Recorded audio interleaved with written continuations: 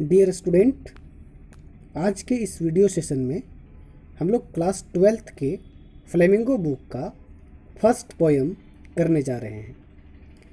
Poem का नाम है माई मदर एट 66 और इनकी जो कवि हैं उनका नाम है कमला दास। कमला दास का जन्म 1934 में हुआ और 2009 में इनकी डेथ हो गई। अबाउट द पोएट के बारे में अगर हम लोग जानें तो यहाँ पर लिखा है कि Kamala Das was born in Malabar Kerala. कह रहा है कि कमला दास का जो जन्म है वह मालाबार में हुआ और ये मालाबार कहाँ पर है? केरल में। तो जो दो वर्ड है मालाबार, तो मालाबार केरल में पड़ने वाले एक जगह का नाम है और केरल तो आप जान ही रहे हो, है ना। तो केरल के एक जगह पर कमला दास का जन्म होता है और उस जगह का नाम है मालाबार। इनकी जन्म 1934 में होती है और 2009 में इनका डेथ हो जाता है। She is recognised as one of India's foremost poets, है ना। कमला दास जो है उनको भारत में जाना जाता है एक लोकप्रिय कवि के रूप में। Her works are known for their originality. कहता है इनके जितनी भी कविताएं लिखी गई है या फिर इन्होंने जितना भी काम किया है वह वास्तविकता से जुड़ी होती है। वर्साटिलिटी का मतलब होता है कि प्रतिभा पर आधारित होती है। And the indigenous flavour of the soil, और भारत की भूमि से जुड़ी हुई जितने भी पॉइंट्स है, जितने भी तथ्य हैं, उनसे जुड़ा हुआ इनकी कविताएं होती है। Kamala Das has published many novels and short stories in English and Malayalam. Kamala Das ने कई छोटी छोटी कहानियाँ के साथ साथ उन्होंने नॉवेल्स भी प्रकाशित करी है और वह जिस नाम के अंदर उन्होंने किया है उनका नाम है माधवी कुटी, है ना। और इनकी जो कविताएं या फिर कह सकते हैं इनकी जो नॉवेल्स या फिर इनकी जो छोटी छोटी कहानियां हैं ये इंग्लिश भाषा के साथ साथ मलयालम भाषा में भी पब्लिश की गई है। Some of her works in English include the novel alphabet of lust 1977। कहता है कि इनके द्वारा जो कुछ भी काम किए गए, इन्होंने जो कुछ भी लिखा है उसमें से कुछ चीज़ें जो काफ़ी लोकप्रिय रहा, उसमें से एक नॉवेल्स है अल्फ़ाबेट ऑफ लस्ट 1977 में पब्लिश किए गए थे, या collection of short stories Padmavati the harlot and other stories 1992 में पब्लिश किया गया था। In addition to 5 books of poetry, कह रहा है कि 5 बुक जो है कविताओं से भरा पड़ा था, उसके अलावा ये सारी चीज़ें पब्लिश की गई थी। She is a sensitive writer who captures the complex subtleties of human relationships in lyrical idioms. तो कहता है कि इनकी जो कविताएं हैं, है ना, या फिर इनकी जो लेखन शैली रही है, उस लेखन शैली में इन्होंने जो प्राथमिकता दिया है अपने कविता में, वह प्राथमिकता है ह्यूमन रिलेशनशिप का। मानवीय जो रिलेशनशिप है, मानव के बीच के जो संबंध हैं, है ना, जैसे आप समझ सकते हो कि पिता पुत्र का रिलेशन होता है, हस्बैंड वाइफ का रिलेशन होता है, ब्रदर सिस्टर के रिलेशन होते हैं, मदर एंड डॉटर का रिलेशन होता है। तो इस तरह के जितने भी रिलेशंस हैं प्रायः उसी रिलेशंस पे बेस्ड इनकी कविताएं होती है, या इनकी लेखन की जो तरीके हैं वह हमारा ह्यूमन रिलेशनशिप पर बेस्ड होता है। कह रहा है कि अब वो कैसे बेस्ड है, हम कैसे जान सकते हैं? तो कहता है कि एक उदाहरण के तौर पे आप माई मदर एट 66 को देख सकते हैं। जो लेसन हम लोग पढ़ने जा रहे हैं यह भी एक रिलेशनशिप पर ही बेस्ड है। तो चलिए आगे बढ़ते हैं। आगे कहता है बिफोर यू रीड, कहता है कि कविता पढ़ने से पहले ageing is a natural process. उम्र का बढ़ना जो है वो एक नेचुरल प्रोसेस है। Have you ever thought what our elderly parents expect from us. क्या कभी आपने सोचा है कि हमारा पेरेंट्स जो है वह हमसे क्या एक्सपेक्ट करता है ना। चलिए आगे कहता है कि अब हम लोग कविता को पढ़ेंगे। कविता को पढ़ने के बाद पता चलेगा कि एक पेरेंट्स क्या एक्सपेक्ट करता है अपने बच्चे से, है ना। तो कहता है driving from my parents home. Driving from my parents home, इसका मतलब कह रहा है कि जो वर्ड है थोड़ा सा नोटिस करेंगे आप, यहाँ पर राइडिंग शब्द का इस्तेमाल नहीं किया गया, यहाँ पे ड्राइविंग शब्द का इस्तेमाल किया गया है। और ड्राइविंग का मतलब हम लोग जानते हैं कि वह 4 व्हीलर को इंडिकेट करता है। इसका मतलब है कि किसी कार से या फिर किसी 4 व्हीलर से जो कवि है वह क्या कर रही है? ड्राइविंग कर रही है। कहाँ से वो ड्राइविंग कर रही है? तो माई पेरेंट्स होम। कमला दास कहती है कि मैं अपने पेरेंट्स होम से ड्राइव कर रही हूँ to Cochin last Friday morning, और मैं जा रही हूँ कहाँ पर?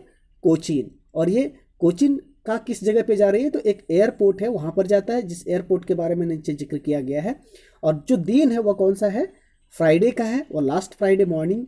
तो कहता है कि लास्ट फ्राइडे मॉर्निंग मैं ड्राइव करती हूँ, कहाँ से, अपने पेरेंट्स होम से, और मुझे कहाँ जाना होता है, कोचीन जाना होता है। तो कहता है कि जब हम ड्राइव कर रहे थे, मीन्स जब हम सफ़र कर रहे थे, आई saw my mother beside me, तो मैंने क्या देखा कि मेरी माँ मेरे बगल में बैठी हुई है।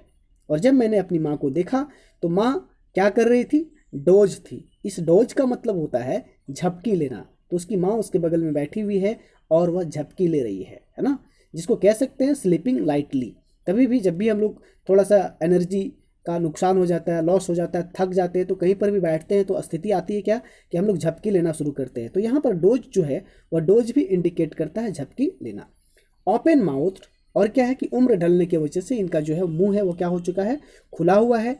हर फेस एसन लाइक, और इनका जो चेहरा है वह ऐसा लग रहा है जैसे मान के चलो कि उसके चेहरे में अब किसी तरह की एनर्जी बचा ही नहीं है, like that of A course. और उनके चेहरे का जो कवि है वो तुलना करती है किससे, एक कॉर्प्स से। अब ये कॉर्प्स क्या है, तो कॉर्प्स का मतलब होता है लाश। कॉर्प्स का मतलब क्या होता है, लाश, मतलब एक डेड बॉडी से अपनी माँ के तस्वीर जो है, उस तस्वीर को या फिर अपनी माँ की जो तुलना है वो किससे करता है, एक कॉर्प्स से करता है।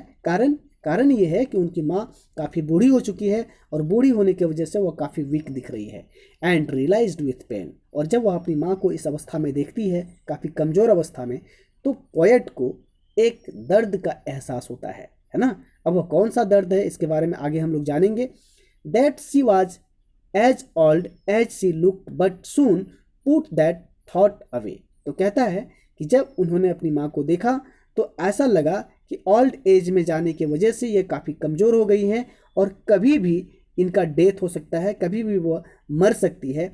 ऐसे स्थिति में वो अपनी माँ की जो स्थिति थी, उन स्थिति में वो खो गई थी, और जिस वजह से वह डिप्रेशन में जा रही थी। कौन डिप्रेशन में जा रही थी, तो जो कवि हैं कमला दास, वो अपनी माँ की स्थिति को देखने की वजह से वह उनको काफ़ी थोड़ा सा दुख का एहसास हो रहा था कि उनकी माँ कभी भी अब उनका साथ छोड़ सकती है। But soon put that thought away, लेकिन तुरंत ही वह जानती है कि अगर हम इस तरीके से अगर माँ के विचारों में खो जाएंगे और हमारा भी चेहरा अगर फीका पड़ जाएगा तो कहीं ना कहीं माँ को काफ़ी तकलीफ होगी। इसीलिए वह क्या करता है, अपने उन विचारों से निकलने के लिए वह क्या करती है, विंडो से बाहर देखती। And looked out at young trees sprinting the merry children spilling out of their homes. तो उसे लगता है कि अगर हम माँ को देखते रहेंगे तो कहीं ना कहीं हमें ज़्यादा पेन का एहसास होगा, इसीलिए वह विंडो से बाहर देखती है। अब बात विंडो क्या है, तो कार का जो विंडो है वह कार के विंडो की ओर देखती है, और विंडो से बाहर उसे कुछ कुछ चीज़ें दिखाई देती है। वो कौन कौन सी चीज़ें दिखाई दे रही है, तो दिखाई दे रहा है अंग ट्रीज स्प्रिंटिंग, जो हरी भरी पेड़ पौधे हैं वह ऐसा लग रहा है जैसे मान के चलो वह चल रहा है। The merry children spilling out of their homes, जो छोटे छोटे प्यारे प्यारे बच्चे हैं वह बच्चे अपने घरों के बाहर खेल रहे हैं।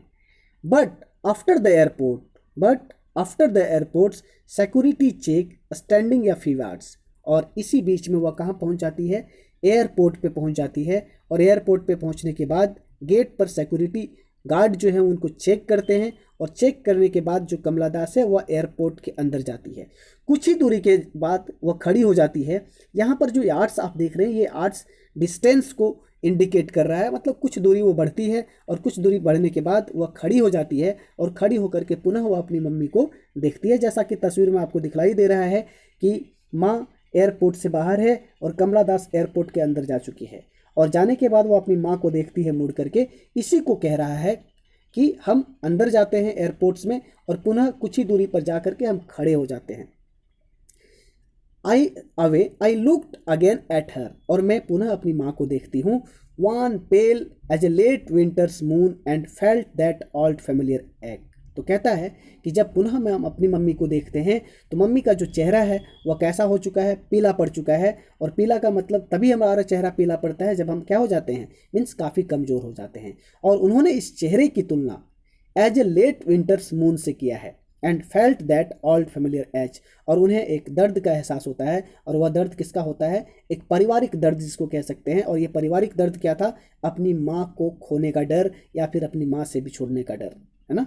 स्टूडेंट्स, आपको पता होगा कि कोई भी बच्चा अपने पेरेंट्स से दूर नहीं जाना चाहता है, और जब भी वो अपने पेरेंट्स से दूर जाता है तो उसे कुछ खोने का एहसास होता है। आप इसको रियलाइज कर सकते हैं एक छोटे से बच्चे की कल्पना करके कि जो बच्चे की उम्र 3 साल होती है, वह बच्चा को अगर आप उनके पेरेंट्स से अलग करने की कोशिश करिए तो वह अपने पेरेंट्स से अलग होना नहीं चाहता है। अगर उसे बाई ज़बरदस्ती उसे खींचते हैं तो वह रोना और चिल्लाना शुरू कर देता है। तो यहाँ पर ठीक उसी तरीके से पोएट को रियलाइज हो रहा है, जब वो अपनी माँ से बिछोड़ करके जा रही है तो उनको लगता है कि हमारी माँ एकदम कमज़ोर हो चुकी है और इस अवस्था में बिछोड़ना मतलब कभी भी माँ का जो साया है मेरे से टूट सकता है, और इस बात को लेकर के वह काफ़ी परेशान रहती है। हाँ, इसी को ओल्ड फैमिलियर एक्ट कहा जा रहा है। साथ ही साथ अपनी माँ का तुलना वह लेट विंटर मून से कर देती है। इसके पहले वाले लाइन में आप यहाँ पर देख सकते हैं कि इस लाइन पर यहाँ पर जब आप ऊपर में जाएंगे तो यहाँ पर उन्होंने अपनी माँ की तुलना किससे किया है, एक एसन like that of a corpse. लेकिन यहाँ पर इन्होंने अपनी माँ की तुलना किससे किया, लेट विंटर मून से किया है। तो लेट विंटर मून का मतलब क्या होता है कि अगर आप मून को देखेंगे, चांद को देखेंगे कब, विंटर के सीजन में, तो फॉग के कारण, कुहासा के कारण क्या होता है कि वह चांद धुंधला दिखाई देता है। जितनी ब्राइटनेस उसमें होनी चाहिए उतनी ब्राइटनेस उसमें नहीं दिखती है। तो ठीक इसी तरीके से इनकी माँ का भी उम्र ढलने की वजह से जितना ब्राइटनेस दिखना चाहिए था, जितनी एनर्जी के साथ दिखनी चाहिए थी, वो उतनी एनर्जी इनके बॉडी में नहीं रह गई है, जिस कारण से अपनी माँ की तुलना वह किससे कर देती है, लेट विंटर मून से करती है। माई चाइल्डहुड्स फियर। और जब वो देखती है अपनी माँ को इस अवस्था में तो बचपन का जो डर होता है वह डर वापस आ जाता है। और यहाँ पर मैंने बचपन के रिगार्डिंग मैंने बताया आपको कि एक 3 साल का बच्चा अपनी माँ से बिछोड़ना नहीं चाहता है। ठीक वही वाला डर किसके साथ आ जाता है, पोएट के साथ आ जाता है। But all I said was see you soon Amma. कहता है कि इस अवस्था में देखने के बाद मैं अपनी मम्मी को कहती हूँ, I said was see you soon Amma, मतलब मैं अपनी माँ को कहती हूँ कि माँ मैं बहुत ही जल्द आपसे मिलूंगी। All I did was smile and smile and smile. और मैं क्या करती हूँ, हंसते मुस्कुराते अपनी माँ से क्या करती हूँ, विदा लेती हूँ, है ना। तो यहाँ पर नीचे आप देखेंगे कि एक वर्ड है स्प्रिंटिंग, और स्प्रिंटिंग का मतलब होता है शॉर्ट फास्ट रेस। नहीं, अभी हम लोग बातचीत किए थे कि जो पेड़ पौधे थे, अंग ट्रीज थे, वह अंग ट्रीज ऐसा लग रहा था जिससे मान के चलो वह दौड़ रहा है, चल रहा है ना। तो यहाँ पर स्प्रिंटिंग का मतलब आप समझ सकते हो कि शॉर्ट फास्ट रेस कहा जा रहा है, रनिंग कहा जा रहा है। दूसरा एक वर्ड है वान, है ना। वान का मतलब होता है कलरलेस। कलरलेस का मतलब आप कह सकते हो कि कोई कलर ना हो, चेहरा एकदम कंप्लीट फीका पड़ गया हो। ठीक, उम्मीद है स्टूडेंट्स ये लेसन आपको समझ आया होगा।